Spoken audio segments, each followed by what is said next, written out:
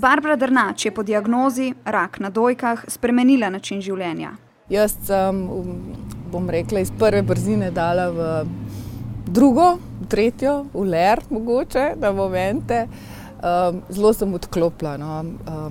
Ne dopustim si, da bi me ta vsakodnevni stres najedel. Mislim, da je bil to vsaj pri meni velik vzrok pojava te bolezni. Mama nekdanje manekenke Nataše Dobelšek pa je boj z rakom izgubila. Zato se je Dobelškova odločila za preventivno odstranitev dojk, s tem pa zmanjšala možnost, da za rakom zboli tudi sama.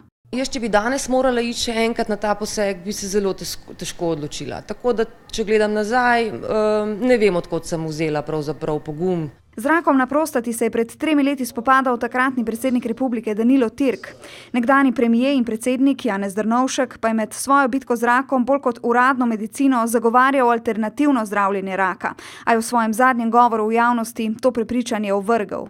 Onkološko zdravljenje raka je edino učinkovito zdravljenje. Z metodami tako uradne medicine kot tudi alternativne je raka pred kratkim premagoval pevec Stefanijo.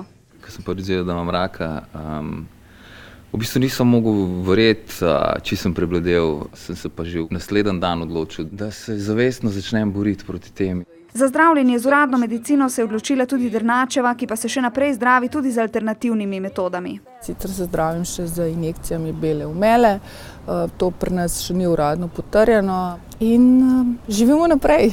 Ob tem pa poskuša ženske ozavestiti, da je bolje bolezen odkriti zgodaj, ko so možnosti, da jo premagamo, večje.